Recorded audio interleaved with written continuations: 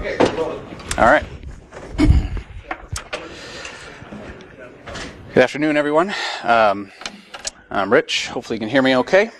Talking about physical phishing, USB drops. I'm sure everyone is familiar and seen headlines where they drop USB keys in a parking lot and everyone in the company picks them up and puts them in. That didn't happen with my users, so that kind of made me mad when they were turning them all in. So I had to do something bigger and better, or something alternative. So I'm here to talk about some of those alternatives and some of the schemes that have worked and some that haven't. So Jason was supposed to be here, so I put in a little extra "I love you" to him. So, the essence of the talk, the TLDR, is I'm going to make something nice and shiny that I want you to plug in, and I'm going to Trojanize it. So you don't have to stick around if that's all you want to get out of it. I don't know Python programming, but this looks dangerous, so I don't think I'll ever learn it. And I'm only putting in one meme. I'm not that clever usually, so that's as clever as it gets. So again, we've made USB drops. They didn't quite work in the normal, the mic and the R2D2 and the Yoda USB drops weren't very effective. So you can't tell from the picture, but there's a tape dispenser up there by the Archer picture, and it has a USB hole in the back of it. And I just set that down in the reception area to see if anybody would pick it up. This was before Archer Season 6 came out, and the meme says, do you want Season 6? Because this is how you get Season 6, implying that there was Season 6 on the USB drive that was inside the tape dispenser. No one picked up the tape dispenser, but they did take the cord. So then I put another cord back in there that I had Trojanized with. What you see there below is a few different flash drives. You can find them small enough if you look in the very center. This little one here on the right there, it's not very long, and you can take out what was in there before and put something new in, and the actual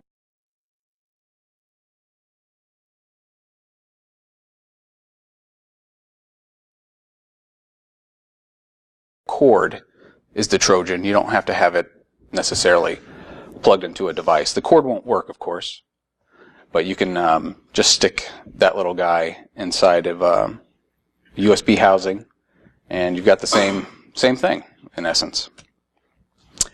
Previous work that inspired that one, I believe Adrian and even Dave Kennedy have talked about these Trojanized mice. They'll embed a little USB hub inside a mouse or a keyboard. There's an actual project out there called The Glitch that is designed for you to specifically do this. And they have hardware diagrams out there. At the end of the talk, there's some links to The Glitch. There's also, like I said, keyboard. However, this keyboard has the USB hub built into it, so you don't even need to solder in a USB hub. And so very simple to Trojanize a keyboard, and who wouldn't like a nice new sexy wireless keyboard, or well, in this case a wired keyboard that you maybe won in the sweepstakes, or just happened to show up on your desk one day. Somebody dropped it off for you. Previous works also in this area, Poison Tap from Sammy K. He took a Raspberry Pi, and I have it quoted as Raspberry Pi Zero, costing $5. It cost $9 to ship. So I don't know why everybody says it's $5, but everywhere I bought it from, and it's very small, it's very sexy. Yeah. And so very small, very powerful little Raspberry Pi device.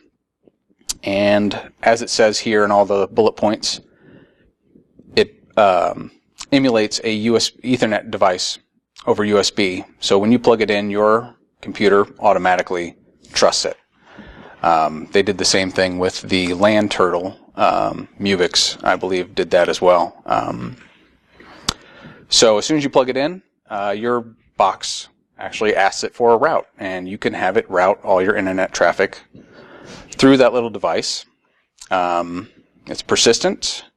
It creates a backdoor into your machine, and it is literally very, very small.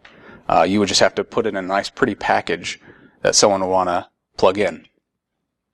And so further on the talk, I'll get into the pretty packaging that I've been trying to shove that into.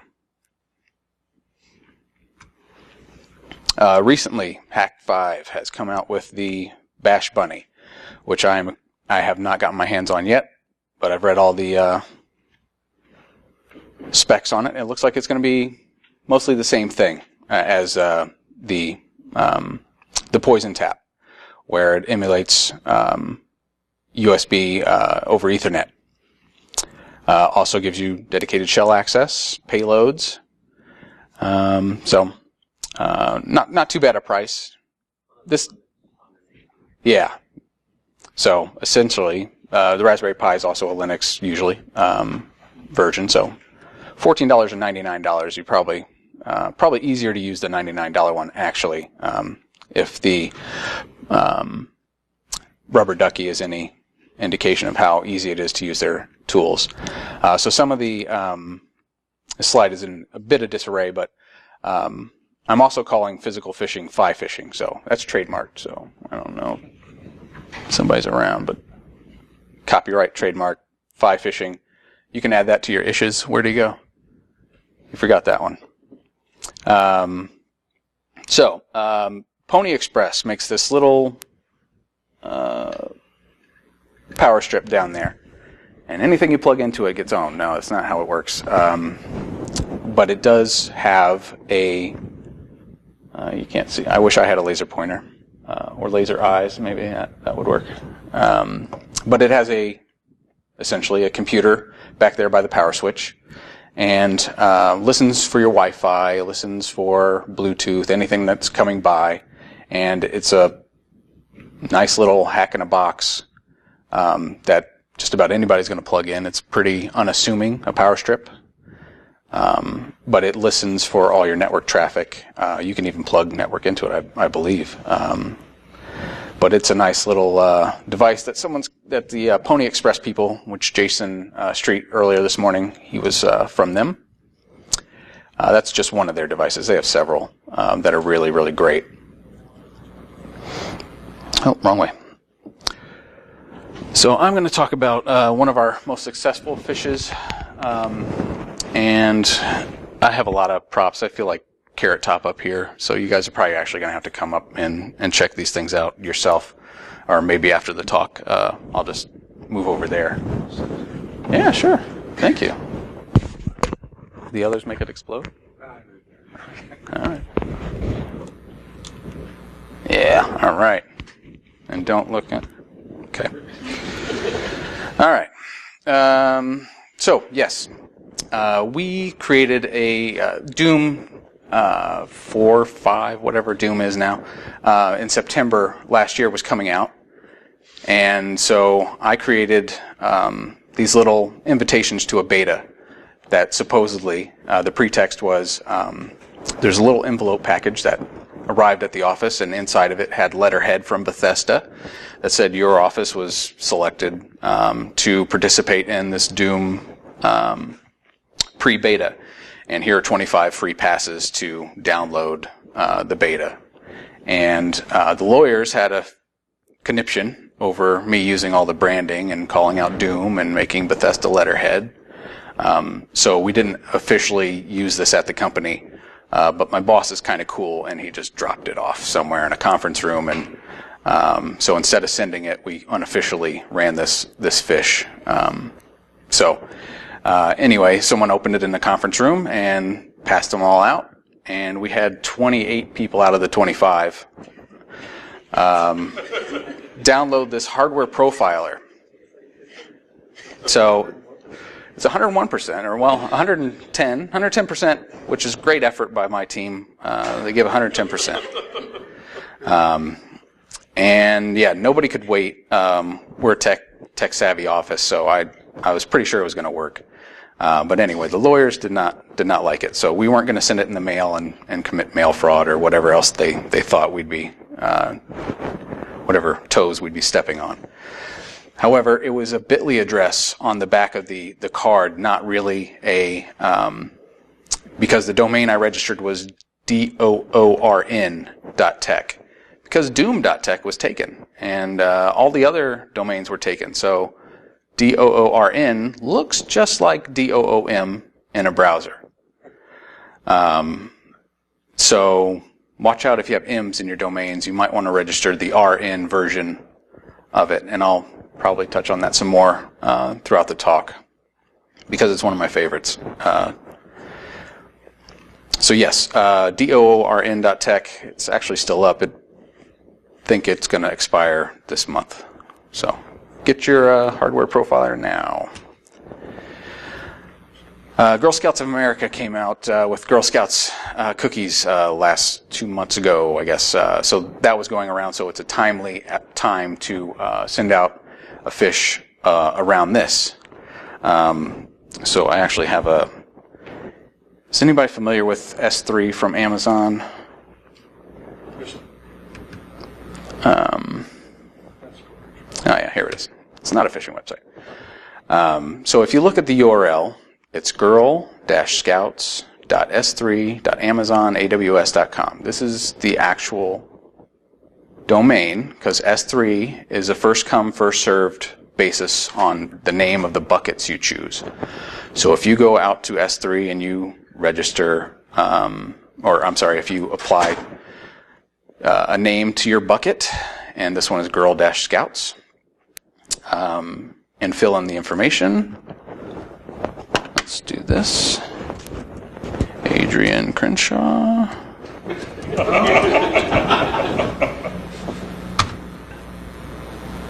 Oh yeah, at irongeek.com. Is it com or org?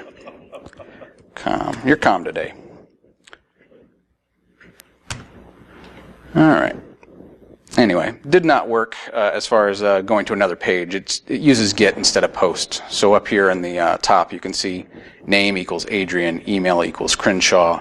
There are other fields that are off the screen,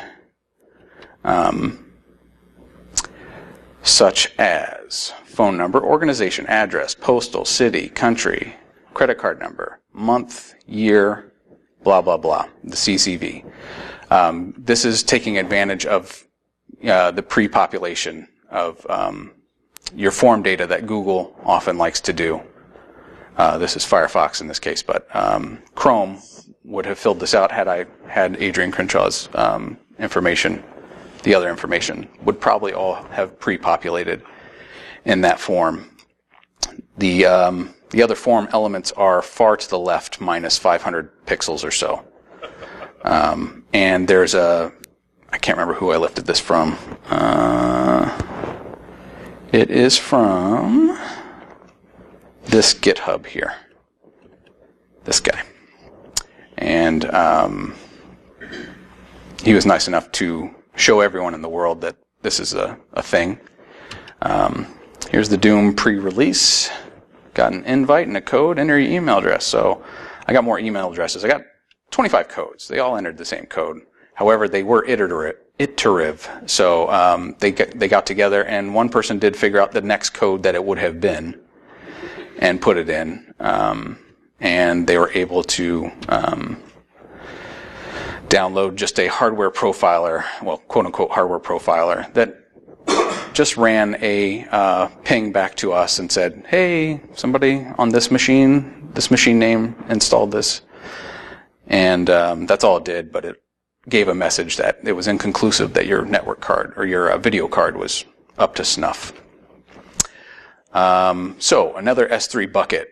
Here is o365.s3-website you as Amazon.com, Amazon AWS.com.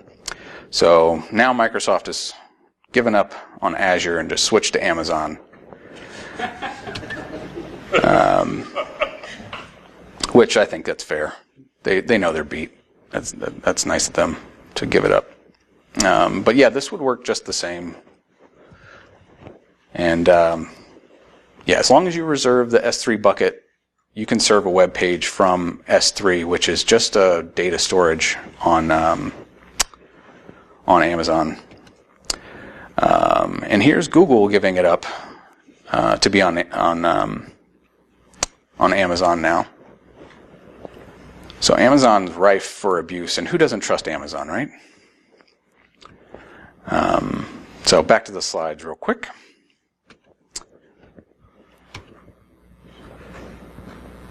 So the Girl Scouts of America, yeah, that was an entrance to win, Girl Scout cookies for a year. If you want to avoid lawyers and things like that, you probably don't want to brand it Girl Scouts of America.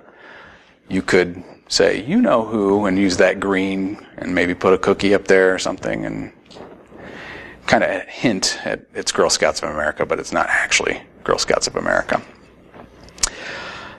All right, where were we? Yes. So the search you get from Amazon, totally legit. Who doesn't trust Amazon? And I am going to go quick because I know we don't have a lot of time. So I'm going to hopefully have questions at the end for you guys, or I'll answer them.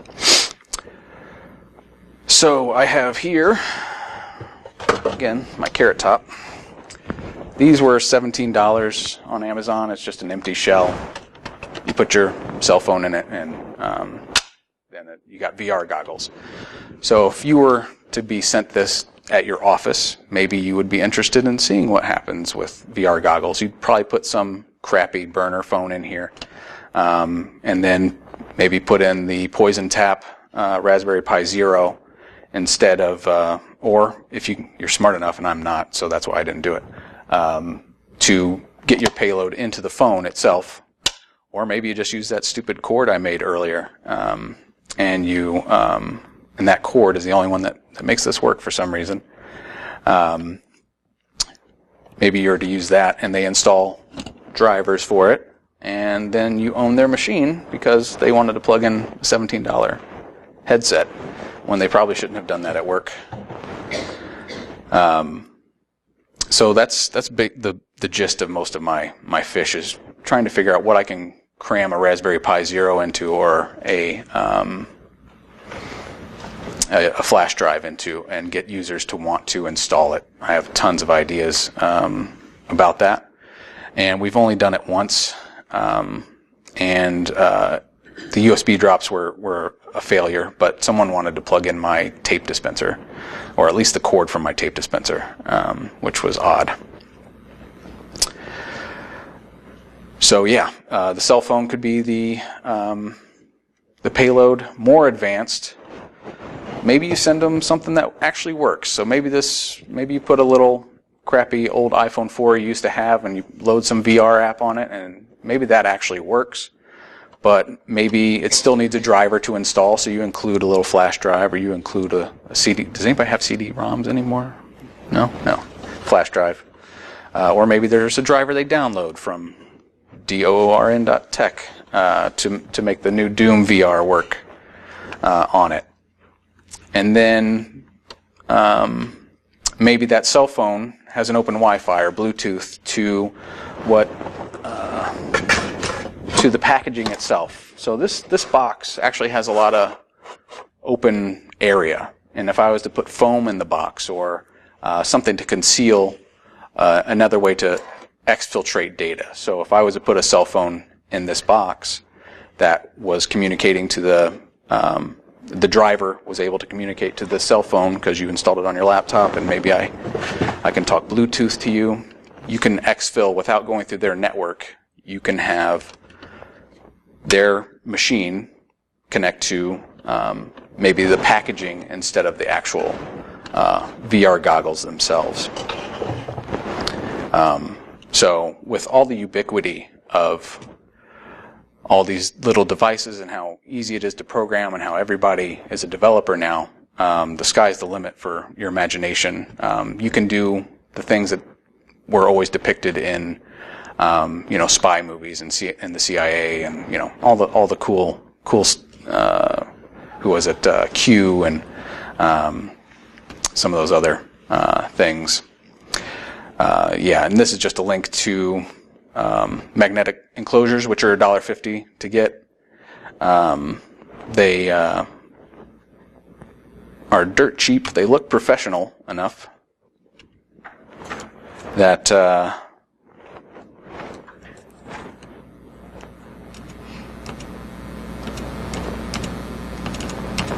they look professional enough that it sells the fact that someone's getting a gift. And it seems like it's not, illegitimate. It came in a magnetic box. It looks nice and shiny, and so you can print a logo on these little boxes, and they don't cost that much. But it's a very professional package. And they are very cheap, and anybody can put a photo here. You don't have to have them print it. So that's another idea.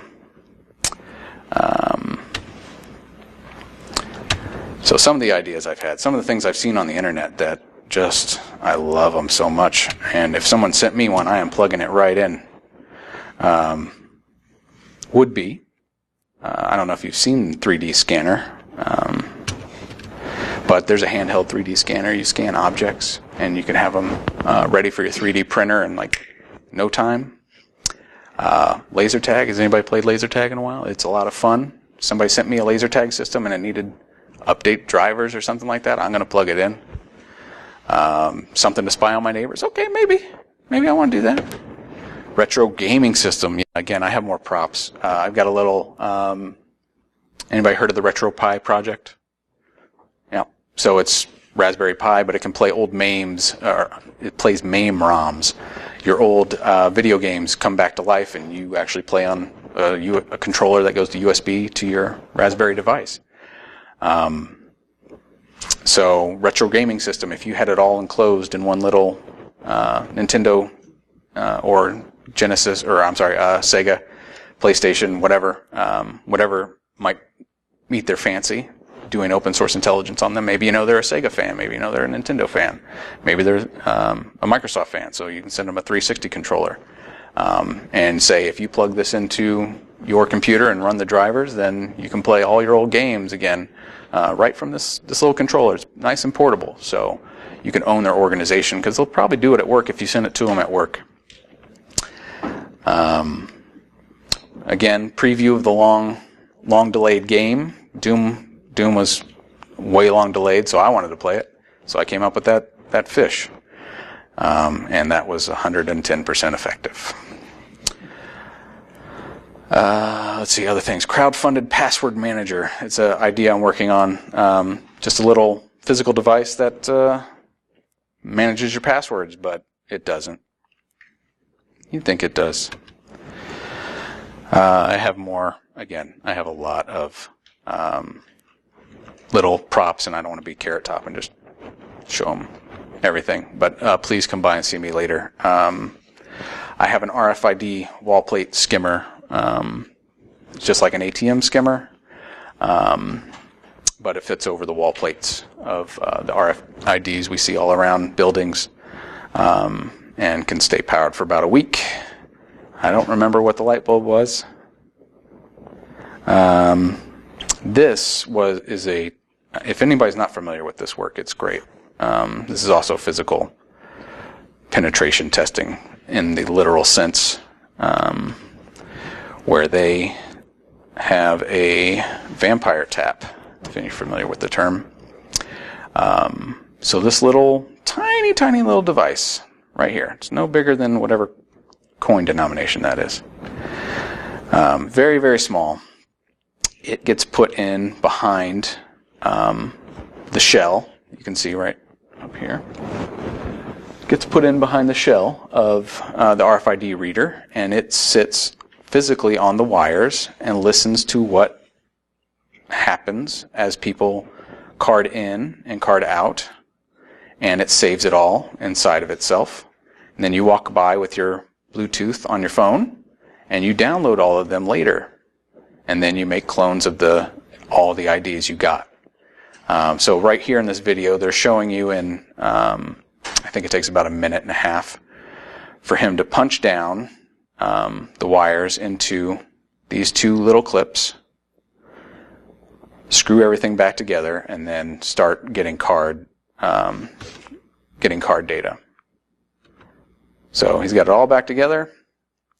He puts a card on there, and the door opens, and his phone gets a little page because he's close enough to it that here's a new RFID. So I'm working on something similar, but it's a clamshell that goes over the box, because on these boxes now, they actually have a little LED in the back that once you take it off the back of the wall, it triggers an alarm.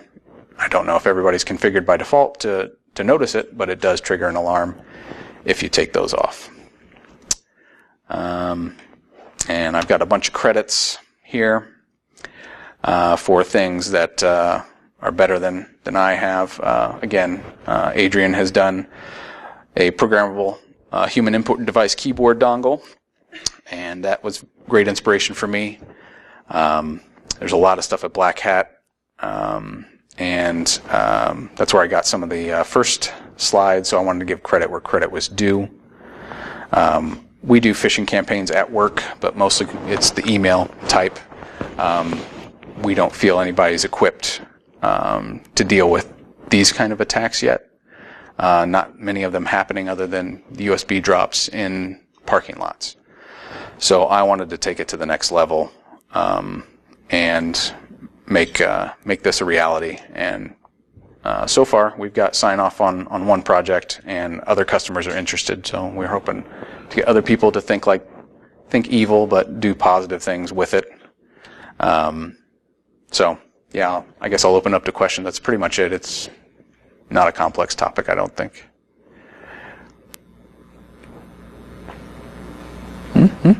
Going once, going twice. All right. Well, you guys will please come over and see me.